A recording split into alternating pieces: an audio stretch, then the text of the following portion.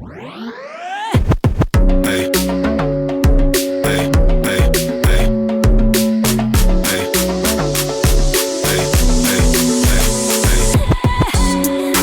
is 2 Cents, the podcast, with your host, Clinton Washington, and your co-host, D'Angelo Gillespie. Let's go!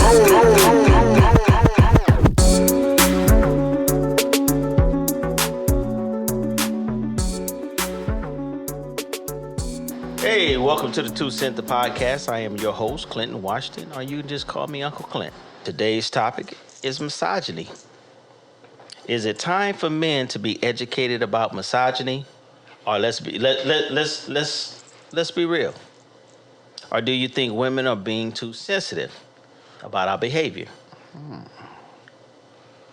Give you something to think about, right? Yeah. All right. I don't know about. Let's just see where this goes. Right. I don't want to jump out the window yet. I don't know if I'm gonna walk away from this thing educated or ashamed, but we'll see what happens. Damn, those are only two options. Hey, today we have our homegirl Renauda Mitchell, also known as La Libra the Poet. She's a mom, an advocate for survivors of domestic violence and sexual assault. Renauda, what's up with you? How you doing? I'm good. What's going on? Hi, we kind of touched on this subject before on our 2 Cent Zoom. Right. And we got into some heated discussions. Oh, we did. About this. Always. I got a little bit of a education, and so I thought it was only fit to bring this subject matter to the carpet.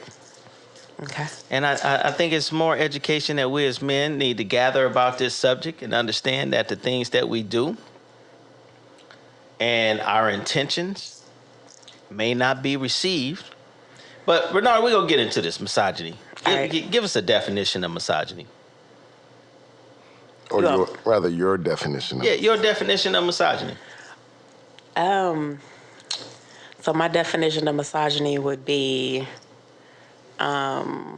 when a man thinks or feels that the way that he thinks or feels trumps all things, regardless of how it's affecting other people. Okay. That's not the textbook. That's just how I sum it up. I like that. I'll give you the textbook, and then we'll branch from there. Misogyny, dislike of, contempt for, or ingrained prejudice against women. I mean, do you think? Well, wait, hold on. You got to finish it up. No, women that is or it. Girls. Women or girls. Okay. I mean, it doesn't say or girls, but I believe, that they. Let's go ahead and put that in there. Yeah. So it's the dislike, contempt, or ingrained prejudice against women. And when you say it like that in the definition, I don't know if men go so far as to consider it that way. I don't know if. I think all of us have been guilty of misogyny at one point or another in our lifetimes, but I don't know if we say or we feel like it's a dislike or contempt for women. Right. That's why I say it the way that I said it, because I feel like it has more, or it gives more of an understanding of the actual behaviors versus the textbook being like, well, I don't dislike women, I love women. But could it be misogyny being more about your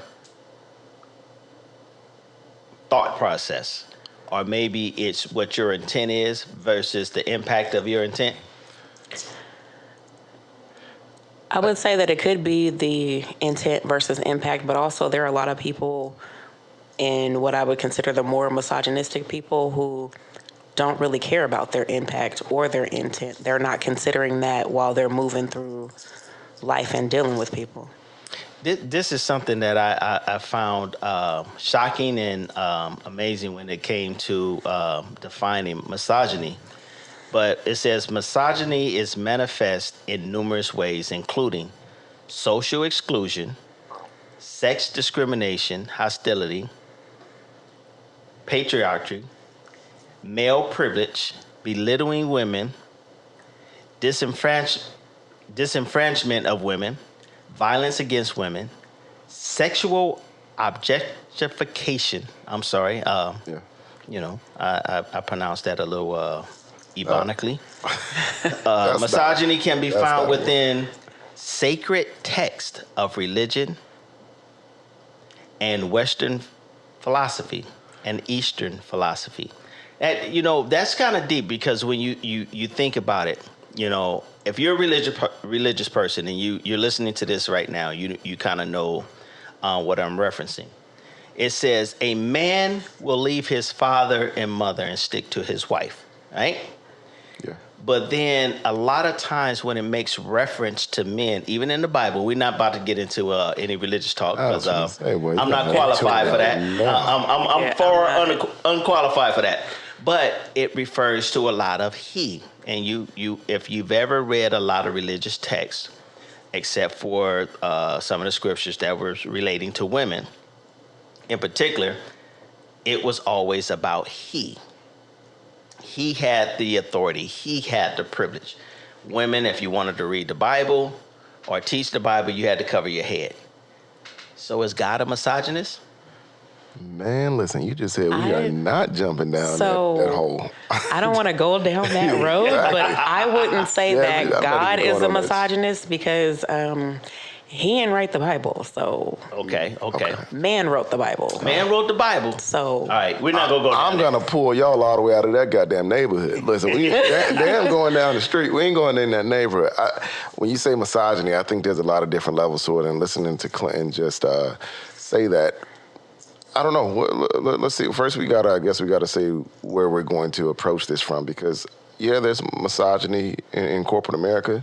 If you want to talk about pay wage and the disparity between men and women, we can go there. You can go from just what's socially acceptable for women to do versus what men do and say.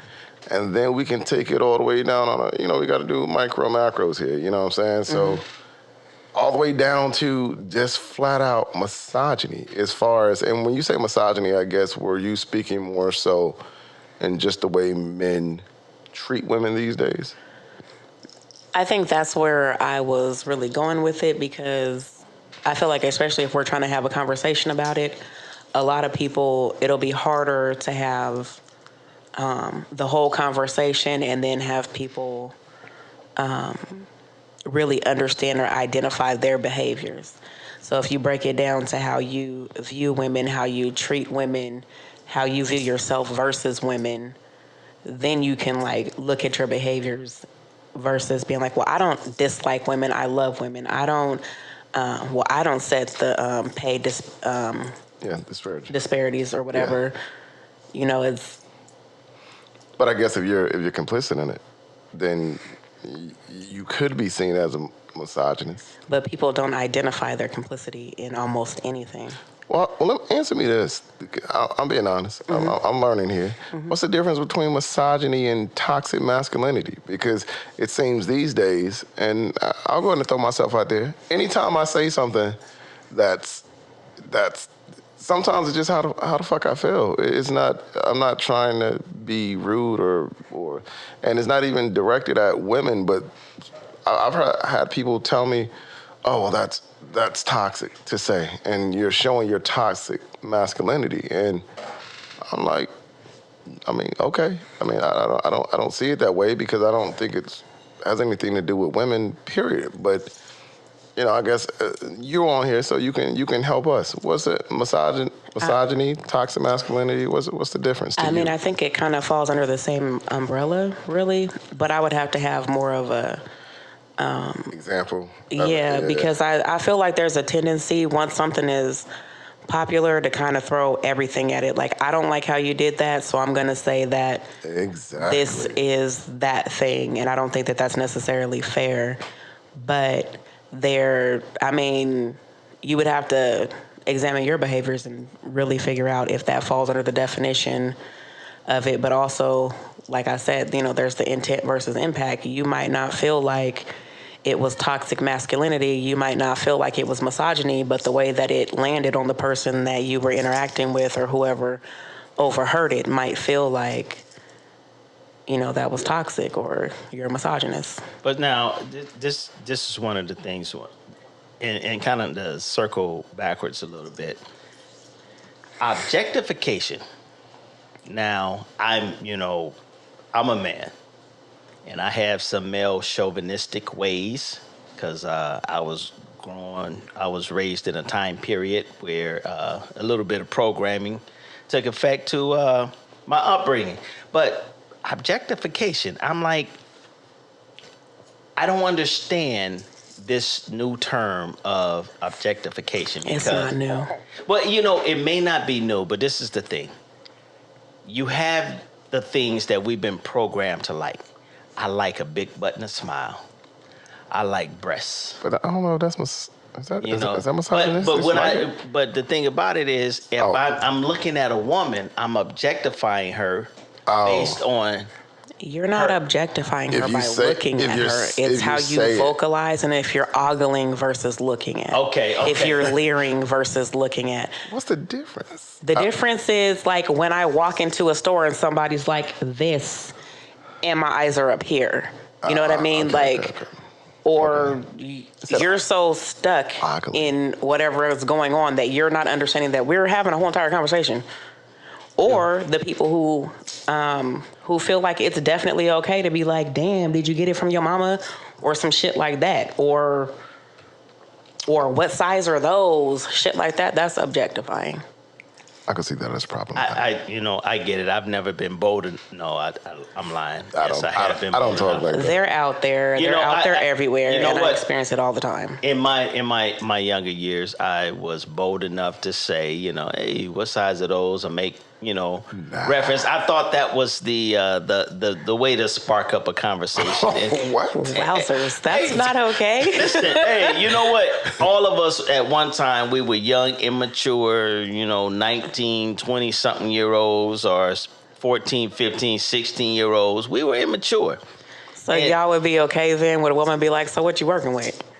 Women say that shit now anyway. Yeah, they do. But we actually like Not okay, but... I mean, I don't want to get into what's okay for men, but see, even that's a double standard. Even that's a double standard. Everything's a double standard. Because if I feel like when women do it to us, if we're in a club, like if a woman grabs my ass when I'm walking by, or shit, I'll be in a club somewhere and they'll pull my hair when I go by the bar, or some shit like that. I don't think I've ever stopped to say I know I ain't never said she's objectifying me. If anything, part of me is glad she even did anything, because now I know she's interested. But I believe we working from two different starting points, men and women, especially when we out like that. But also, if I walk by and a man decides to grab my ass or whatever, I'm not just thinking like, oh, he likes me. He just slapped me on the ass or whatever. I'm thinking like, okay, now I need to watch where I'm going. Who am I with? I can't drink no more. This man might be trying to meet me out in the parking lot. There's a whole other thought process going through. That women go through, yeah. After that. Men, but I feel like you're right. The person who's doing the objectifying, they're probably saying the same thing. They're probably saying they want to see you later. They're trying to have sex with you. But as a man, we are, some of us, I don't want to speak for all y'all men out there, some of us are okay with that. There's nothing wrong with words, though. Just say that then. The thing about it is, when it comes down to it, it's like, okay, a woman can walk up to a man and, like you said, pull your hair, grab your ass. That's still assault, even though it's more socially acceptable for whatever the reason. And I understand that. It's assault. As well. But it can also be the thing, like you said, when men are talking to you, but they're talking to your breasts. We have women that are talking to our packages.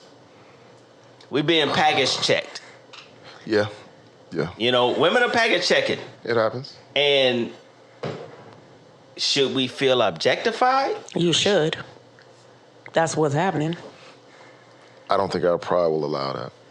And I know. And that's okay because. And I know our friends won't allow it. And that's fine because, so a conversation that I've had with a few male friends over the last couple of years, I've had to explain to them that they were raped or they were molested by babysitters and mom's friends and things of the nature, because they don't look at having sex at 9 years old with the 21-year-old babysitter as assault. there's just a difference in how society allows men to view and do things versus how they allow us as women to view and do things. Yeah, because even if we take it back to the Terry Crews situation, like it was nothing but his upbringing that has allowed him to feel ashamed to actually be a part of the Me Too movement. You get what I'm saying? Right. Whoa, hold on. We not gonna go down that road. Well, I mean, it's misogyny. And this is it's still misogyny. It's just this is why. You know what? Let me tell you something. Okay. Clinton, are you sure you? Oh wait, first of all, Why can't we go down that road? Wait, this is why. And I'm gonna ask Clinton before you do it. Are you sure you want to jump out this window? I'm gonna jump out this one. Okay, let's go. Okay. And you know what? I promise you, I'm gonna land on both feet. Because I know where you're Let's gonna go. go. I promise you won't. Let's go. I'm gonna land on both feet.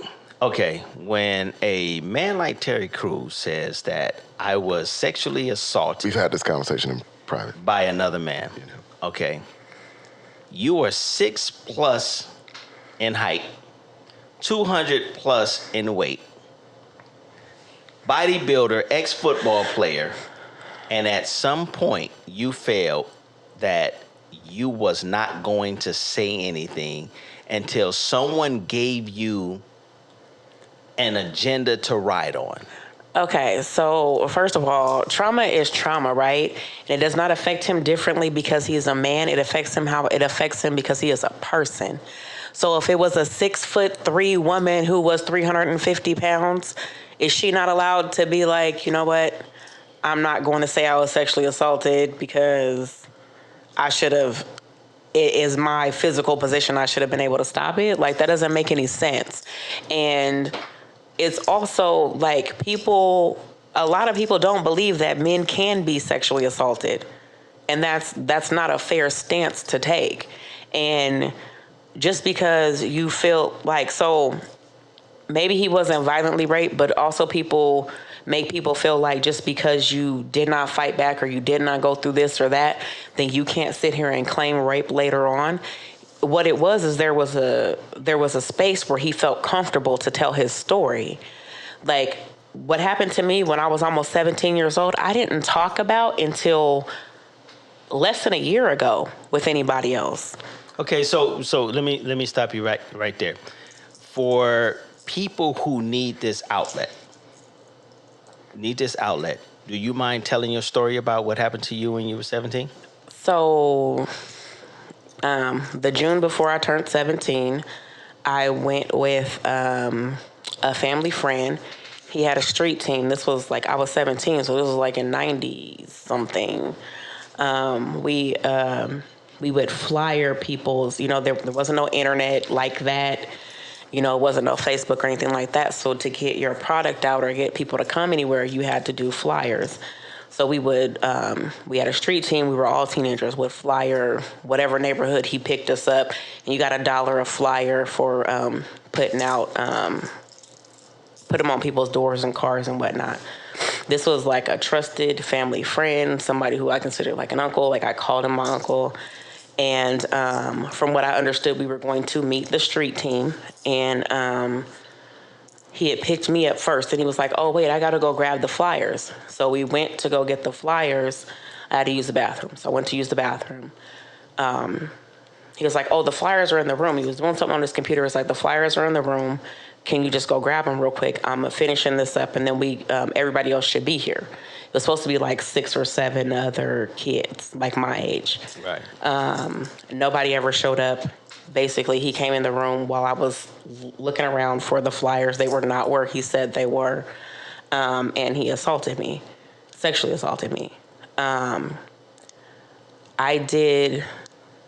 did not like do a whole bunch of fighting and screaming and scratching and this, that, and the other, because he made it very clear that he was very much so stronger than me and very much so able to hurt me. And I already knew that I was about to be raped. I did not want to be bruised and beaten and like physically fucked up on the outside on top of it. Okay. So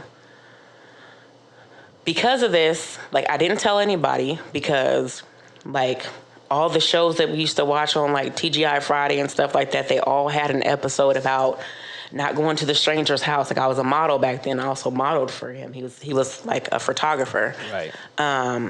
And you know, you're not supposed to go to the guy you met online's house. And even though it was slightly different, it was similar enough for me to be like, well, I put myself in that position. Even though this was supposed to be a trusted person, you're supposed to be like family to us. I'm not supposed to worry about this with you.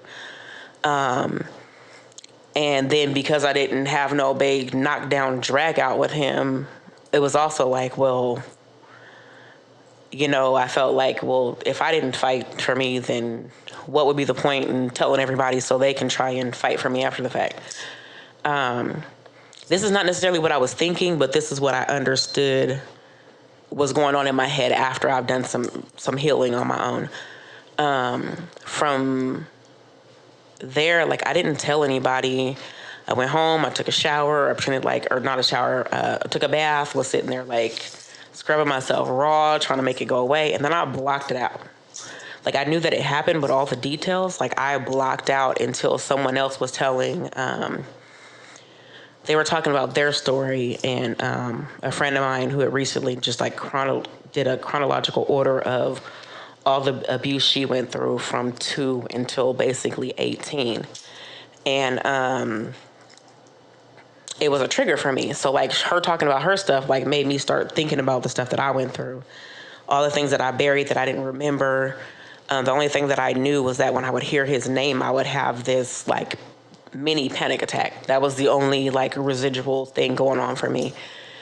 And yeah, and that was like, that happened like less than a year ago that I started having that conversation. Then I wrote that poem about, you know, kind of like about that and other stuff. So like, and so like I'm like all over the place right now, but just to go back a little bit, so the objectifying of women is not something that just happens to adults. Like I was 9 years old the first time I remember being objectified. Like I was already developed. I was wearing a C cup. I was curvy. I've been curvy my whole entire life. And like grown ass men looking at me in ways that they should not be looking at me, saying things that they should not be saying to me. Like 13, and like guys from like 18 to probably 25 being like, oh, are you 18 yet? Like I've been 13 this whole time. I just seen you. Like, why are you asking if I'm 18 yet?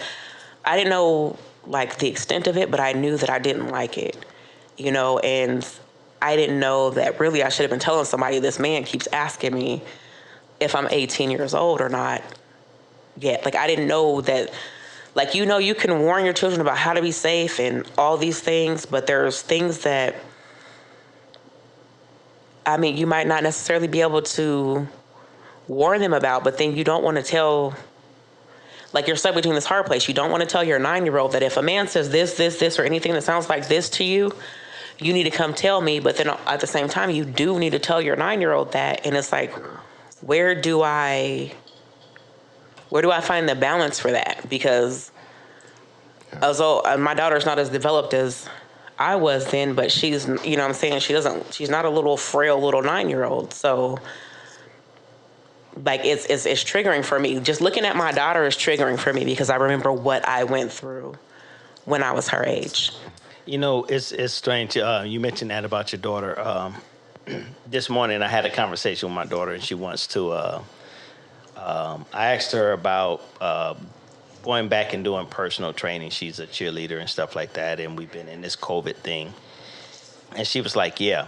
And I said, well, when the gyms open back up, we can go to the gym. She was like, no, the gyms are open. So we was talking about one particular gym, and she was like, I don't like going there. And I'm like, why not? She says, well, when you go over to this other gym, they don't have as many old men in there trying to talk to young girls. And I'm like, wait a minute. I'm like, what are you talking about?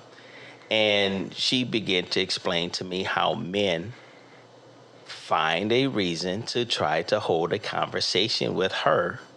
And now, mind you, she's 15. Just turned 15. And she's telling me how men are approaching her in the gym. And her mom knows and knew about it. And pretty much that was one of the reasons why they shut down going to that particular gym and going to another one. And I was just, as we were driving along, I just got quiet because I'm thinking to myself, like, they didn't tell me this. And you can imagine why they didn't tell me this. Of course. What would have been my reaction? Yep. But misogyny is a thing that's real because it's not. Misogyny is the gender racism. And this It's is equivalent. what it's the equivalent to the gender racism. Men who are misogynistic tend to believe they are superior to women. Absolutely. I was gonna say, do you guys think this, like, that's why I don't like the definition, because I don't know if it's a dislike as much as it is not a caste system, but, you know, how you feel like it's an entitlement almost. You get what I'm saying? So I don't know. Exactly, I like, agree. I feel like in this climate that we in, maybe not just even now, but maybe in the last few years since the Me Too movement, I feel like everyone's been forced to kind of reevaluate their upbringing, especially men. Like, and I'm not going to be one to dumb it down to media. Like, you know, we can go back to the videos we used to watch in the 90s, just the Rex and Effects, the Rump Shaker shit, the Hammer shit, the Tip Drill shit, you know what I'm saying? But, like, I never saw that as objectifying women. Even when I was younger, I looked at shit like that and I was like, oh, well, they have money. I'm sure these women are being paid. You know, even like the Dre video, remember when they was pouring the beer on the girl in the Dre video because she didn't want to talk to nobody or whatever? Like, that's all forms of misogyny. But I don't even want to say but. I'll say... No, I mean, you can say but, because society made it acceptable.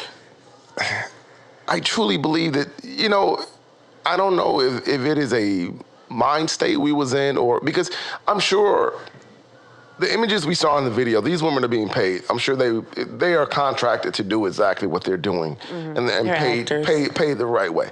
But that doesn't take away from the real world.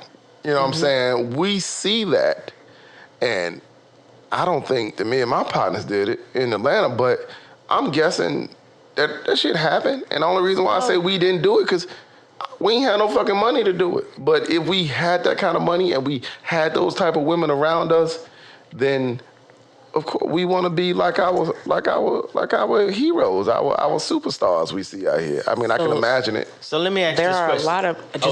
I'm sorry, go ahead. There are a lot of men out here who feel like, well, I have this job, I have this car, this is my place, you know, because I have all these things, you should want me, you should be trying to snatch all your clothes off and just be at my beck and call.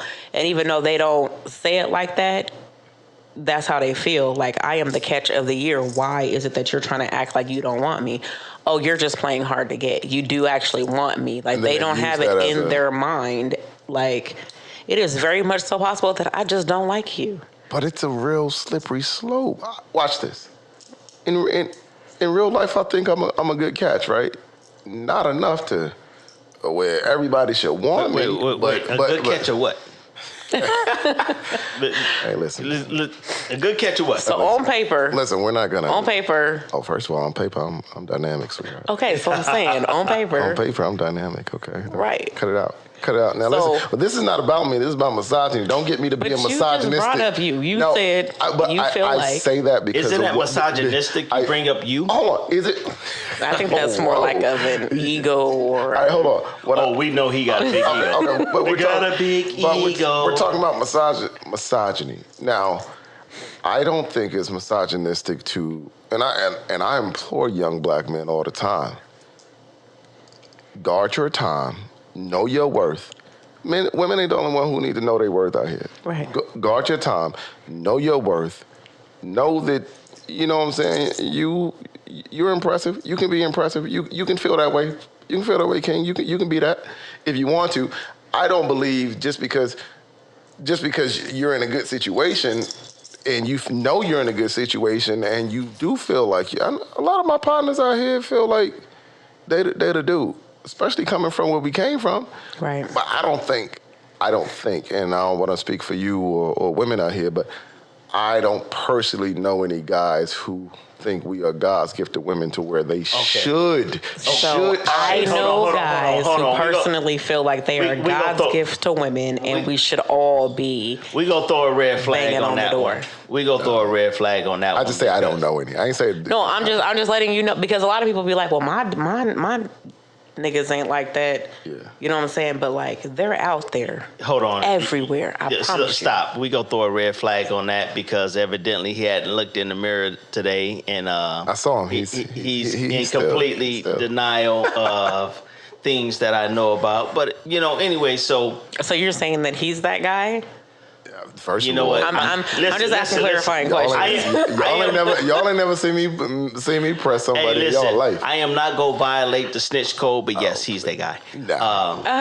Renauda wouldn't say that. Listen, I wouldn't say that. She wouldn't say that about me because Renauda knows me, so she knows. You know what? Y'all poets stick together. It's like, it's not about poetry. It's about poetry, and and that's one of the reasons why I wanted to have this conversation with you. We would normally have a panel of people to talk about such a touchy subject like this because it would give us so many different perspectives. But ladies and gentlemen, you guys who have decided to tune in to listen to this, Renauda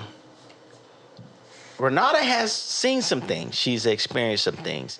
And I wanted this episode to be about you relating to a person, not just a subject matter, but relating to a person. Because, okay, to kind of give some context to who Renauda is and the person that I've come to know. You have a daughter. I do. Okay, and you also have a son. I do. And your son is adopted. He is. Okay. Now, kind of give us a little bit more of the context of how you got to that point of adopting a son. So I'm sorry. You know what? It's cool. We got to put people on the spot here because my whole intent and purpose is because I'm gonna see y'all after this. My whole intent and purpose is like this. I get educated by this young woman. All right, I am older. I was trying to think of a word that was, So my cousin used to say, he would tell us that we was getting old, and we were like, "You older than us? What are you talking about?" He'd be like, "I'm not old. I'm seasoned." I was just going to say, right. Seasoned. So, yeah. She's a little less seasoned That than I motherfucker am. salty. Whoa! But I wouldn't say that. I wouldn't say that. But I swear the education. If you seasoned, he's salty. Absolutely. Hey, yes, I am. I am salty. But talking with her, I have come to know and be educated on some things that I totally ignored. So putting her on the spot is my way of getting her to expose some information that helped me, that I think could help other people. So let's talk about your son that's adopted. So he went into care when he was 2. What's care? My bad. I'm sorry. I'm using jargon. So is that like foster? He went into foster care. Okay. He never went into stranger care, which means that the person caring for you is not related to you. That's what they call it? For those of us involved, they call it stranger care. It's like a real term? They need to change that. That doesn't sound. Well, they don't tell the kids you in stranger care. They just be like, you're going to stay with these people. Well, there's a whole bunch of things terrible about DHS, and I could go on all day and all night if we want to. No, but seriously, like stranger care. No, it's called stranger care, and then you're with it's either relative care or stranger care. Okay. Okay. So when he first went into care, he was with a cousin on his mom's father's side. It was supposed to be temporary.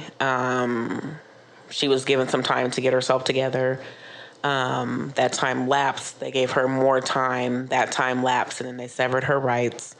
At that time, the cousin said, "This was supposed to be temporary. I am not here for the long haul. I already have one of them."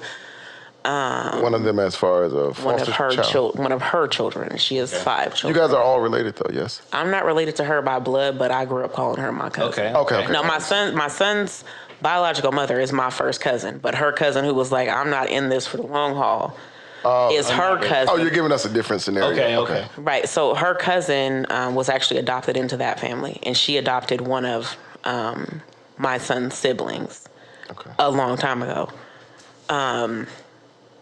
And so they were looking for new placements, and I had told them from the beginning, even when it was going to be temporary, like, I'll take all of them, just as long as she has time to get herself together, I'll give them back, it doesn't matter. But they were looking for options to place him and the oldest one, but he had some stuff that he had to work through, and he wasn't able to work through that in order to become a safe member of my household. So I just ended up with... How old was he?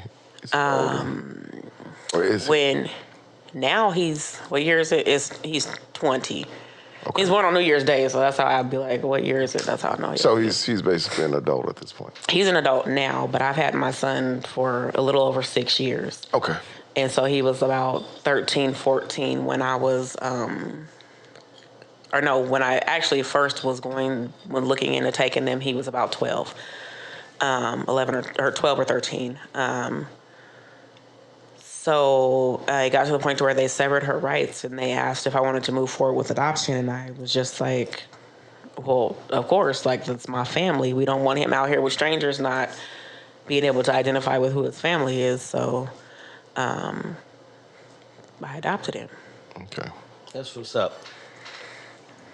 With all the transformations or different, how would you say, elements that make up your life and your experiences, what would be the thing that you would give a person? And I know you've worked with survivors of domestic violence and survivors of sexual assault. What are the certain things of yourself that you give to these people to help them really heal? I think the biggest thing that you can give anyone going through any kind of trauma is letting them know that you're a safe person. Because as long as somebody feels safe, then they're able to tell you things that they might not even be able to admit to themselves. And the healing process is being able to say those things out loud. Like, I didn't tell my stories about sexual assault or domestic violence for a long time, but I was also holding on to the trauma of it without sharing my story. And I was forced to share my story. I felt forced to share my story because someone was on a state level was prying or whatever. And when I told my story, I told it real nonchalant and the bullet points. But I noticed that when I said it that time, it was a little easier than the last time that I had to say something. Right.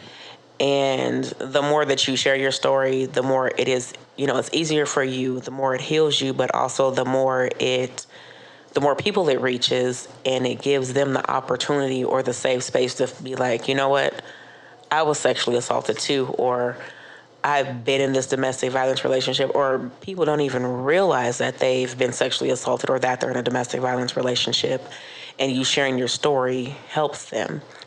And if for me it was hearing that sharing my story helps them, that made it easier for me to tell my story. But that's not something you necessarily want to do to somebody who's, in the throes of trauma. What you want to do is just let them know that you're a safe person and they're in a safe space. So whatever they do or do not want to share, or if they want to sit in silence, that's okay too. I feel like that's the biggest thing you can do is let them know that you're here, you're safe, and you're listening, or you're just there to be there, with or for them.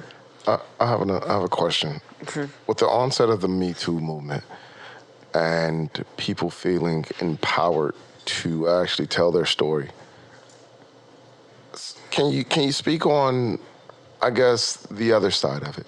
Because a lot of people, and maybe these are the things that people don't talk about, but a lot of people say, well, I don't want to get into the Bill Cosby or the Harvey Weinstein situations, but they look at those situations and they say these things happened 20 years ago, and by no means do I want to downplay the assault, because if it's assault, it's assault. If it happened, it happened.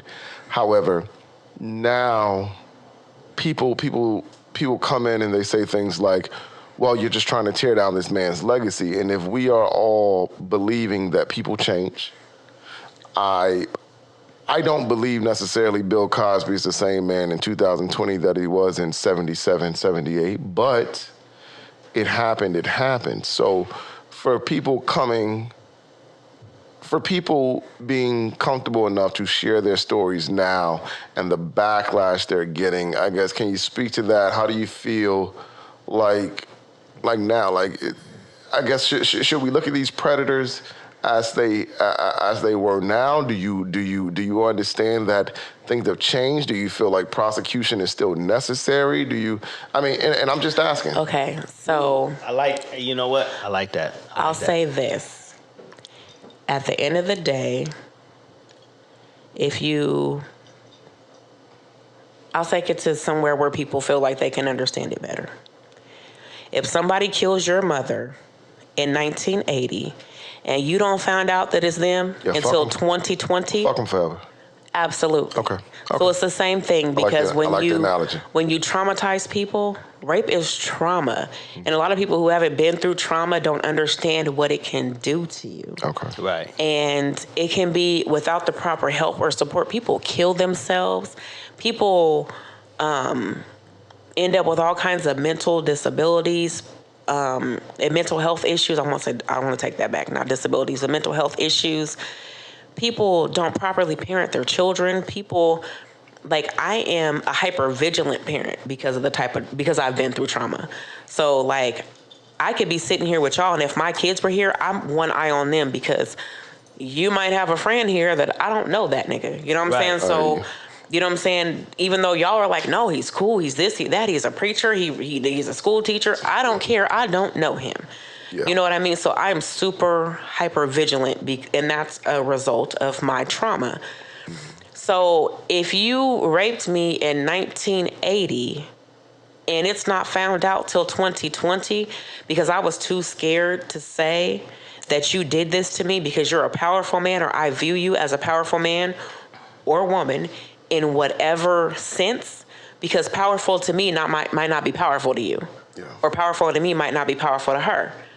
But if I feel like you have any sort of power, you can ruin my life, you might kill me, you could have threatened me, there's a lot of reasons why people don't speak up. Like, I didn't say anything because when I was 16, almost 17, because I felt like I put myself in that position with the knowledge that I had in my head, even though I should have been safe. I put myself in that position. So I didn't say anything. But then, I get older, I get a little bit of knowledge, a little bit of education, and I find out no matter what I did or did not do, I did not force that man to rape me.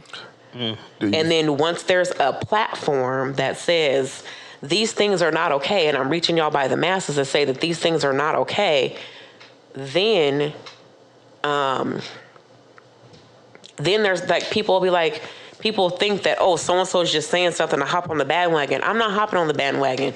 Okay. It's like, oh, well, this happened to you by this same person too. Well, now I feel comfortable telling my story too, because maybe people will believe me because you said something too. Okay. Strength in numbers. Right. Okay. And you know what? It's educational. And for those of you who are listening in, how do we get to sexual assault and rape on a subject matter of misogyny? I want you to think about this, right? Misogyny, I believe, is an action and a mentality. Believing that you have the power and the ability to succumb a woman or to suppress a woman, right? And misogyny kind of coincides with the rape culture. It coincides with the inequality that you will find in your employment. Misogyny is that mentality of men are on a higher level than women. And when you think this way, as men, you start to believe that women, their bodies belong to you. That you can dictate what they do or do not do with their bodies, whether it's through rape, sexual assault, or what have you. So how do we get from misogyny to domestic violence or to rape? It's the mindset. It's the mindset of men.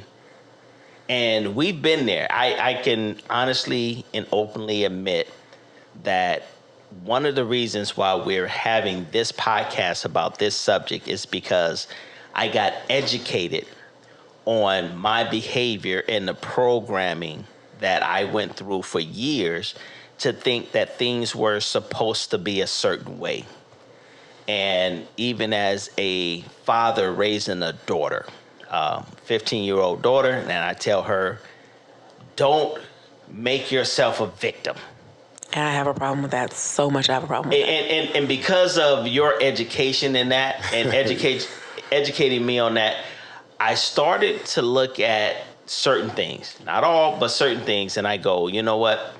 When I tell my daughter that you need to have dignity, it's like I'm telling her that you need to abide by the justifications and the mindset of men. Yeah. Like, she shouldn't have to be responsible for other people's behavior. Exactly. I understand what you're saying, Renauda. I also understand as a father of a girl. I also understand what he's saying. No, I get it. It's fucked up at the end of the day. It is fucked up. I get it. I shouldn't have to tell my daughter. Like, so when I got dressed this morning, I thought about how many places I was going. Are you serious, or are you giving No, us I an... swear to God. Okay, I thought you were giving us an analogy. No. Oh, God, no. I didn't know that. Okay. So when I get dressed, I think, oh, you know what? I want to wear this. But I'm also thinking, like, how many places I am going. And as, like... Something men never think about. Never, because y'all can put on whatever the fuck y'all want to put on, and it is what it is, right? Goddamn right. But... We get package checked. I mean, but... Man, so I go outside in some drawers. when- I dare somebody to say something. When... Like, with what I have on now, like, my legs are out, my dress is, like, form-fitting or whatever, I know that if I'm going to too many public places, I'm going to be stared at. I'm going to be leered at. Like, it happens. I know this. But it's not fair that I have to be like, you know what, I'm going to dress, like I said, so in my Me Too poem, right, I said that I had, when I was younger, I changed the way I dressed so I could be less appealing to these men who were trying to, I don't know, I feel like they were trying to, like, it was like a grooming situation. I feel like if you're asking me how old I am, letting me know that you think I'm cute and this, that, and the other, and I know you're grown, you know you're grown, and we both know that I'm 13, you know, that's a problem. So I changed the way I dress thinking that... You would be less appealing. Right. But all I did was make it to where the other 13 and 14-year-old boys was like, well, she's one of us. You know what I'm saying? She dresses like us. Like, I'm wearing, like, you know, Ben Davis outfits and G-Nikes and stuff like that. So these grown men don't look at me, but all it did was make the boys my age be like, well, I don't know what's going on with her. But it doesn't matter what you wear. And it really doesn't even matter how you're shaped, but I was trying to hide my body. And it doesn't matter what I have on if you're still going to be able to see it. It's not fair that I have to try and conform. Like, it's not the law. I don't have to, like, why can't I wear shorts without it being a problem? Why can't my daughter wear shorts without me second guessing? Like, she can't wear the stretchy shorts because she has what we call in my family the McCoy special, which is how we're shaped. Like, from the waist down. So she wears stretchy shorts. She said the McCoy special. That's pretty good. See, this is more of that programming that we can't get rid of because now I'm going to be looking for the McCoy special. Okay, well. I'm going to start calling it the McCoy special. No, but I understand what you're saying. But, you know what I'm saying? So my daughter has to, if she wants to wear the stretchy shorts like everybody loves, the leggings and the jeggings, she has to wear a long shirt.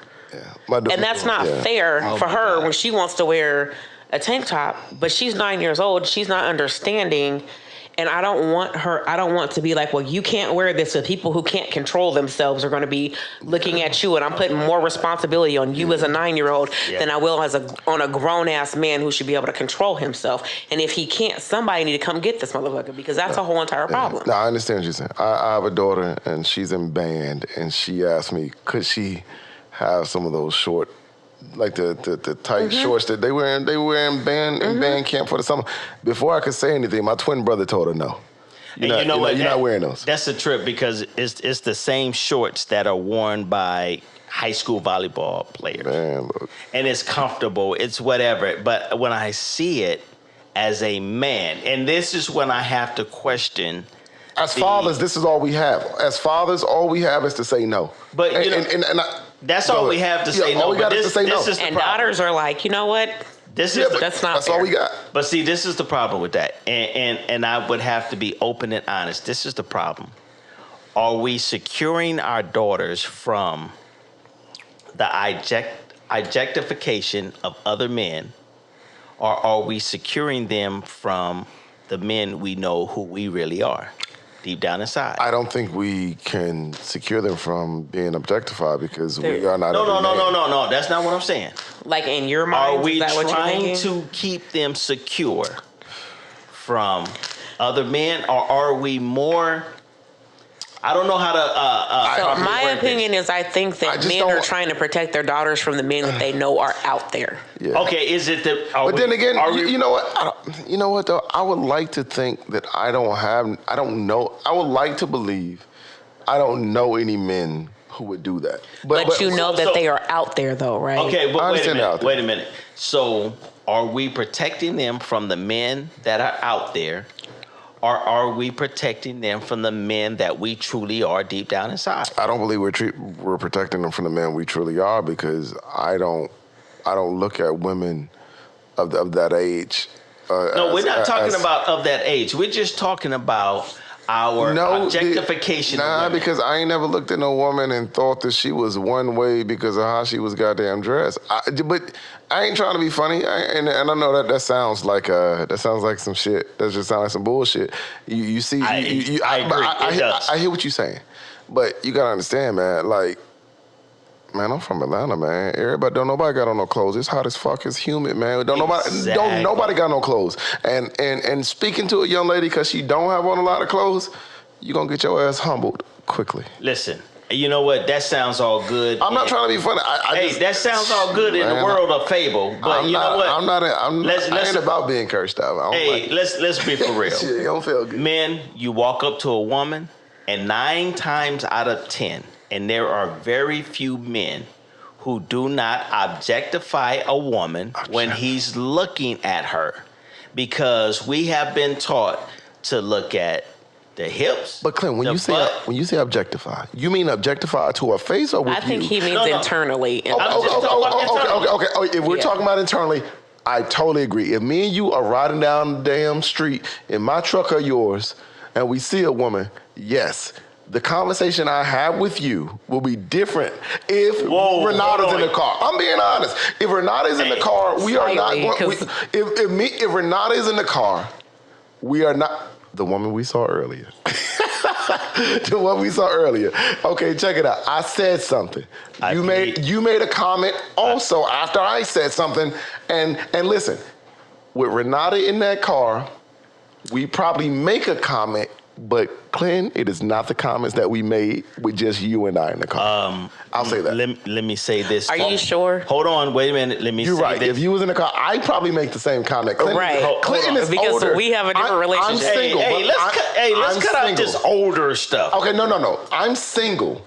Clinton is married. The comment he makes may be different. I didn't make any comment, baby. I swear that was D'Angelo. It was him all by himself. I think using me is a bad example because we have a different relationship and we have different conversations. I'll tell you, I probably make the same comment. Clinton definitely makes a different one, I think. Now, you know what? That's the thing with me is that we were educated a certain way.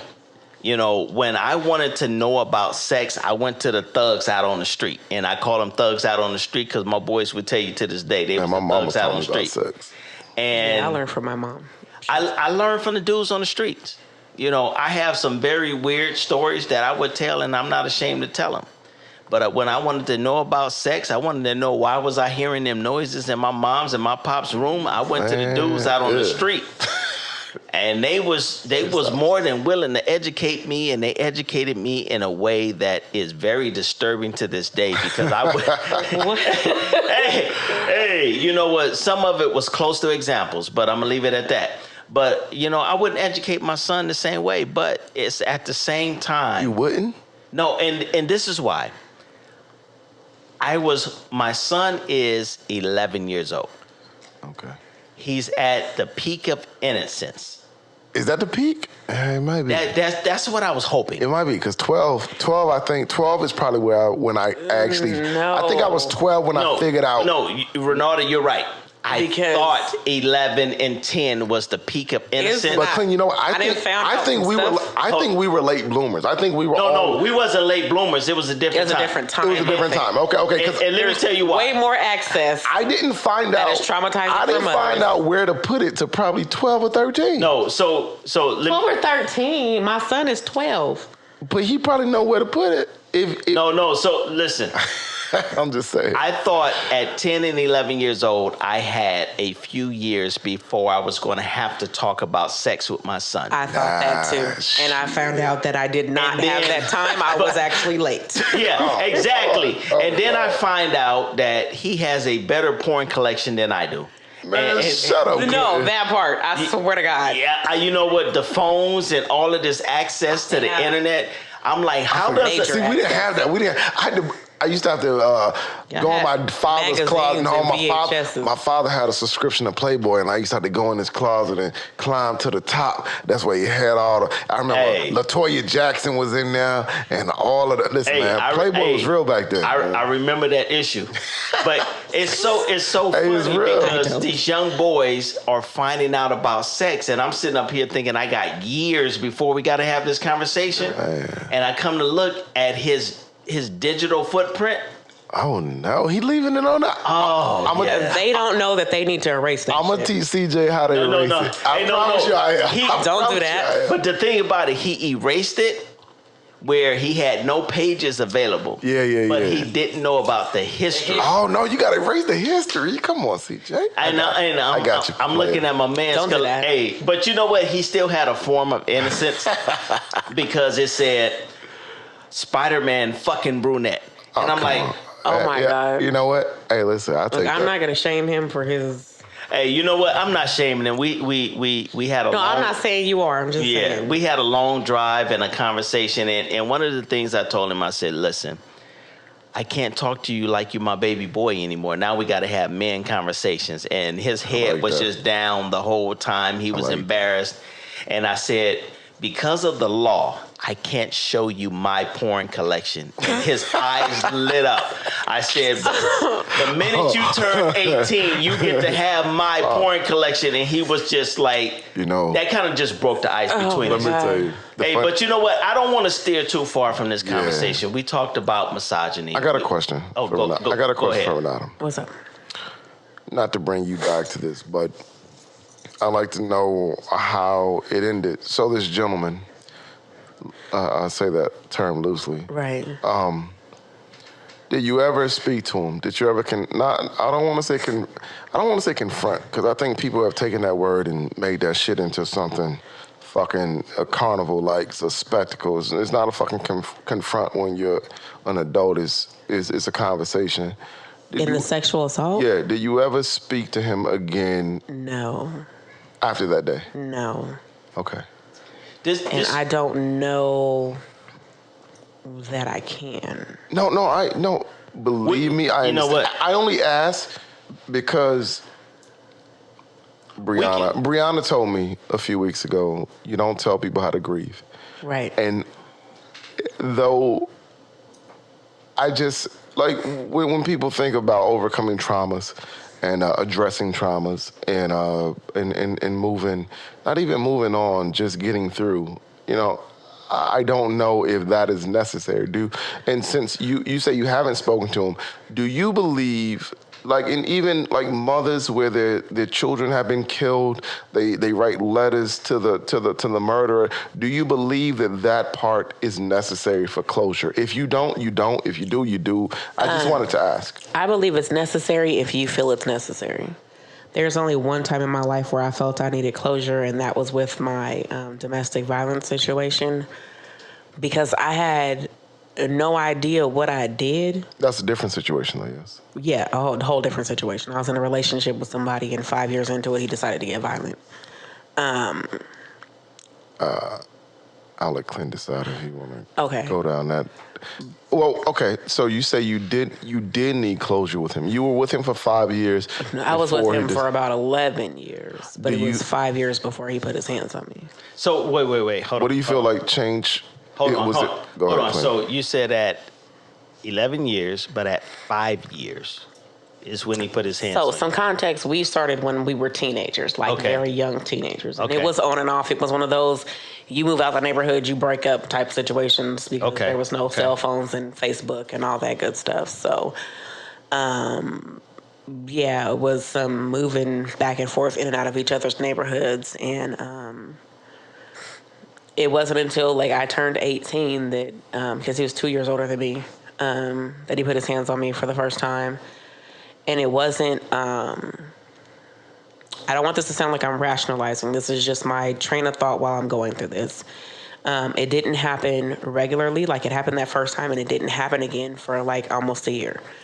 And then it got to the point where we were in a circle of people where all his friends that he was around regularly, they all abused their women. And so the only people that I associated with were other abused women.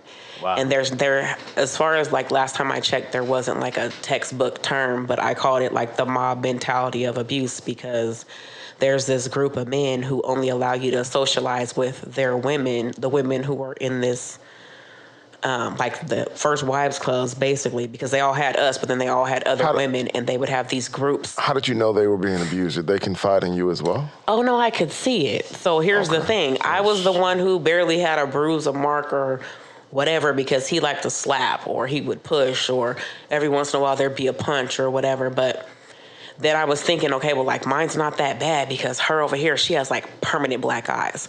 Her over here, her arm is broke.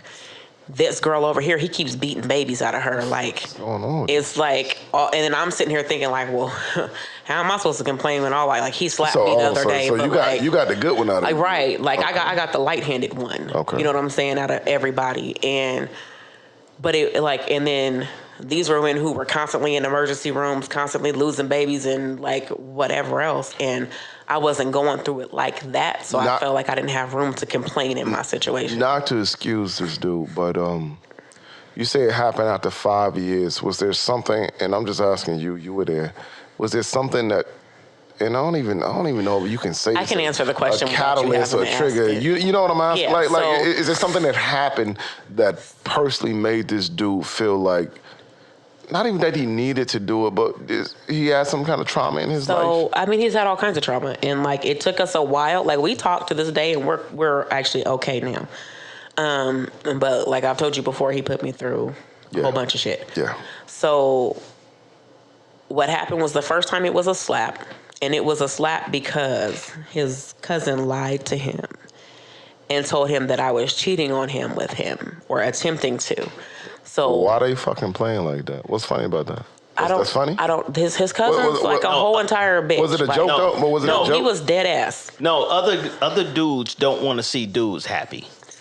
That shit don't sound funny So to me. what happened was so I had talked to him, like I said, we were on and off since I was 14. I'm 16, I moved back to the neighborhood. I hadn't seen him. Had no plans on thinking about him, running into him, nothing like that. Like, it was an old situation. It is what it is. Yep.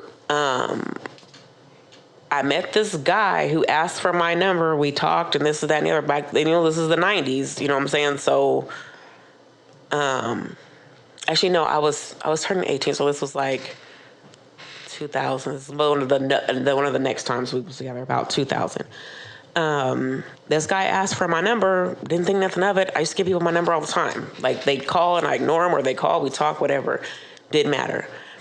So fast forward like 6 or 7 months, I run back into him.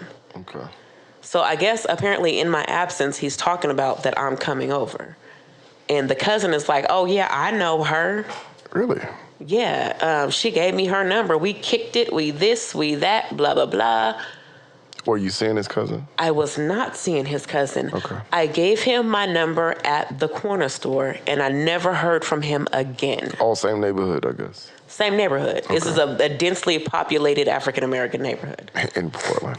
No, in Tacoma, but Tacoma, Washington. Okay, same okay. difference. Okay, I feel you. And it went from, so when I went over there, it went from me like going over there to hook up with my dude, like we going to go kick it, you know, do whatever, drink, smoke, whatever, to him being like, I walk in and the cousin's like, yeah, that's her. And he's like, all right, player, something. Mind you, I don't even recognize him. That's how. You're like 16, 17? I was like 18, 18. then, because this is the first time he put his hands on me. So I was 18. But mind you, I was a totally different person at 18 than I am now. And not just because, like, I was super naive, super rainbow lollipops, kittens, and cotton candy and shit. Okay. So he's like, oh, so you fucking with my nigga, blah, blah, blah. And I'm like, wait, what? I don't even know who this is. And he's like, you know exactly who this is. You gave him his number. So he pulled out, he had my phone number in his pocket from when I gave it to him months ago and showed him, like, with my name written on it. It's my handwriting, it's my name, it's my phone number. I understand. Now, I'm not denying that I gave him my number, but I'm not messing with him while I'm messing with you. And you were not with this dude. And I was not with you at the time. Okay. Like, so why is this a problem? So I get slapped up and I'm sitting here traumatized trying to figure out, like he slapped me like 6 times. Like, not like back to back, but like over a course of a time. It wouldn't let me out this room.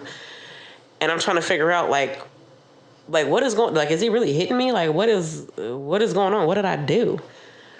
And that was the first time. You guys were not together. It was just some ownership type shit. Just some. Basically. Cause you know how you be like, I don't want to run up behind my niggas? Like, it was that, but there was no running up behind.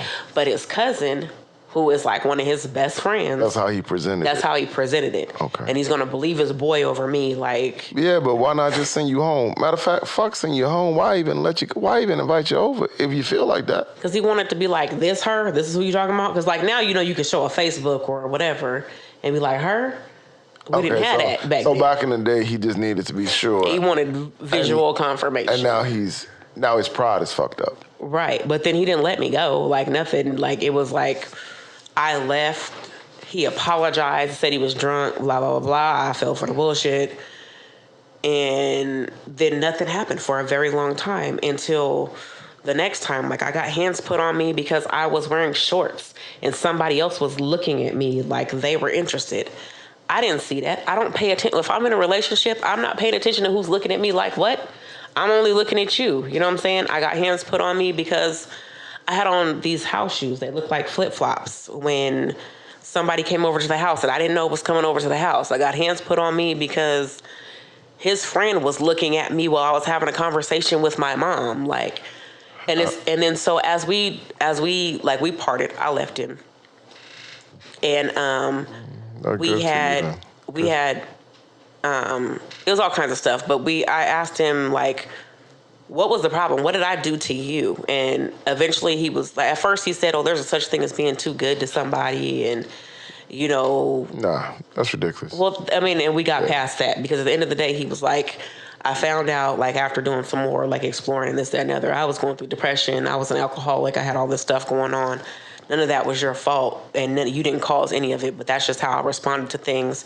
And my only example of trying to get people to behave how you want them to behave is by putting your hands on that. So that was an example that was modeled for him. Oh, I'm glad you're out of that situation. Real glad. That's ridiculous. You know, you become like family to us. We sit around on Friday nights and we have our discussions and we talk about different things. Some touching nerves, some scratching nerves, some totally fuck the nerves all the way up. Right? But you know, we have these conversations, and I think these type of conversations and everything is healing for a lot of us, and it's also education. Hey, but this has been 2 Cent the podcast, and we talked about misogyny. You know, misogyny as a hatred, a dislike, or a mistrust of women. All right, you guys check that out. And misogyny also goes beyond despising all or even most women. Misogyny is hostility towards the woman who threaten to remove a male status as superior to women. All right? Men, listen, I know we look at some things and we kind of attribute it to feminism or the Me Too movement.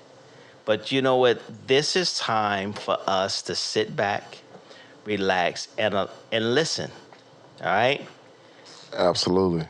You know, we see women as objects. We feel entitled to engage in sexual Speak for interactions yourself. with them. I don't. They believe women Man, who hold on. reject them are evil and do not take responsibility for their role in being rejected by women, the whole being their sexual attitudes towards women. However, misogyny isn't restricted to men. Anyone can be a misogynist. Yeah. All right? Well, it's So listen. misogyny. Fellas, I hope you took the time out to really listen. And ladies, I hope you have taken the time out to listen, because we're trying to be the ears for the voices that need to be heard. Yeah. It's time that we stop, take a pause, and listen. That's what we're here for. We're here to listen. This has been, your boy, Uncle Clint. They Put it call on me. the- Hold on. Wait, What we wait. got? What we got? Put it on the carpet. I forgot about that. Wait. Yeah, I gotta remind you every week. I know every week. Put Every what week. on the carpet? Hey, hold on. Final thought. Hey, man, let's just be better, man. Whatever y'all take from that, then that's a very broad statement. Let's just be better. Whatever you know what I'm saying? I'll confide in y'all real quick, man. We know when I pray at night, and I still pray, I just ask God to make me a better man tomorrow than I was today. I don't ask for specific things like fucking more money or cars or no stupid shit like that. I just ask to be better. Whatever way he decides to make me better, I'm gonna accept it. But Clinton, put it on the carpet. Put it on the carpet. So listen, as we start to produce more and more episodes of 2 Cent the Podcast, we have something that we're going to, you know what? This is what we're going to do. We're going to take it to Black Portland. Yeah. We're going to put Black do that. Portland on the spot. It's called Put It on the Carpet. If you having a problem with someone, instead of airing it out on Facebook or talking about them behind their back, come to us and we go put it on the carpet. We're going to bring you and that person on board our show so that we can make sure you can put it on the carpet and you can publicly display your grievances and talk about your grievances with that person. Okay. And we're going to have a panel of people who are by far experts. Experts. Is that us? Experts. You goddamn right at we making are. sure what you put on the carpet ends up being resolved. We're going to tell you whether you're right, whether you're wrong, and then it's up to you to take our educated advice Goddamn and right. fix your damn relationship Goddamn with right. that person. How do you get on the panel? I'm Ayanla. Is that her name? Is that her name? Ayanla, yeah. Yeah, I'm gonna fix your motherfucking life. How do you sign up for the panel? Hey, how you sign up for the panel? We have to call you up, and based on the things that we have seen you post, we know if you are educated enough to roll with us. All right? Hey, because on Facebook, I'm a lawyer, I'm a therapist, I'm a counselor, All of I'm a that. president of a corporation. I am everything that my mind tells me that I could be, but it's only on Facebook. But in real life, I'm just an average guy. I'm all over the place on Facebook. Yeah, I'm an average guy. I just have my 2 cents, and I stand on my 2 cents. But also, what we have on the show is called Pet Peeve. Of Portland. Oh my God, what is your pet peeve when it About comes Portland? to living in Portland? What is your pet peeve? Oh my God. Renauda, tell us your pet peeve. Hold on. We gotta get Renauda's. Renauda's what it? Renauda. No, wait. If we choose your pet peeve, Oh, Clinton, finish it. Yeah. if we choose your pet peeve, we are going to cash app you some money. Yeah, we said that we're going to cash app you some money. It might be enough money to get some gas or just a sandwich. Yeah, it depends on if you catch us on pay week. You never know what can happen. You catch us goddamn. on pay week, Make but your it's got to be motherfucking cash dreams app. come Wait, true. what's this week? I might have to tell y'all next week. You know, Renauda, you know what? Since we haven't opened up our podcast to the public just yet, what is your pet peeve about living in Portland? Yeah. I mean, I have a few. Give us the main one. I think my pet peeve is how serious the crabs in a barrel situation is here. Oh, explain that. Explain that. And you, hold on, wait. Let me context it. You are a native of Portland? I was born at You're goddamn right. Now, when you say OHSU Hospital up on the hill, as us born here call it. I like that you said you from Portland. Now when you say it, it gives more good. It gives more context to it. Go ahead. What is your pet peeve? So, as far as like when people are out here really trying to do things for us, and by us I mean black folks, it's not properly supported. Like it can even be something that people have voiced an interest in, and then they come up and they be like, yeah, I ain't going to that. I ain't going to that because either I don't know them niggas, or so-and-so might be there, or well, I'm clicked up with these people over here, so I can't go to this over there. Is it enough of us to not fuck with each other? It's not. I didn't think there was enough. There's like 7 of us. Like we should all be at everything that we could possibly be at. That's what it's not just 7. We probably got 12 or 13. Okay, you know what? My bad. But like 3 of us is from Beaverton, so or living in Beaverton. But like, I'm saying that to say, like, there's enough money out here for everybody. Whether it's podcasts, clubs, nails, hair, whatever. I might like how so-and-so do it. You might like how so-and-so do it. If you look at my Facebook page, besides all the crazy stuff that I post, like a lot of my stuff is me promoting people's other stuff. Stuff that may not have nothing to do with me, but I know that there may be somebody on my friends list that could utilize that. I don't see anything wrong with promoting people. I don't see why everybody can't understand that there's enough money out here for everybody. And we can throw things on, everybody can throw something on Friday, but like, you don't have to specifically go to this one thing every Saturday because this is your folks. Like, get out here and explore, get out here and support people. You might find something that you like that you didn't even know existed, but you so busy. Like, or even the people who are like, oh, well, this is my friend, but now they coming up. Now they feel like they too good or whatever. And like, why can't you, and nobody's saying that you got to come through for the 4 hours that a function is going on, but show your face. You mean like Mingle Lounge? I mean like the Mingle Lounge on Fridays from 8 to 10 for the open mic. Who hosts You know that? what I mean? That's hosted by D'Angelo. Oh my God. D'Angelo, You know what I mean? Gillespie. Oh my God. Oh my God. I'm just saying, I'm gonna check like, it out. You should. It's dope. I sign up and I do my thing there. I do my poetry thing there. Let me cut off this shameless plug. And, Appreciate you. Absolutely. Hey, let's bring this thing to an end. You guys been tuning in right now for about an hour, 17 minutes, 18 seconds. Yeah, we got the big boy equipment. It gives us all the time. Hey, we really appreciate you guys taking the time out to listen to us. This is 2 Cent, the podcast. I am your host, Clinton Washington, and I am with my homeboy, Mr. Single, out here in the streets. Still. And we want to thank our guest, Renauda Mitchell. No hey, problem. check her out. You can see her at Mingle Lounge on Friday nights. You can. In between 8 and 10. She Reciting is. some poetry. Libra. Hey, we appreciate you guys. Thank you guys. Absolutely. That's my 2 cent. Peace.